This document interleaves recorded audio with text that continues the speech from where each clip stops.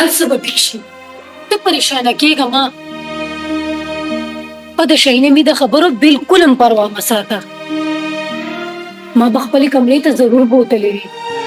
خو شاهینې مې نه ټیک هیڅ خبره نه ده زه په خپله لاړه شم او ثانیه هم لونچ کې ناسته راله او خبره چې دی هغه مانور ده ستا د مړې ترور لور ډېره بدتمیزه ده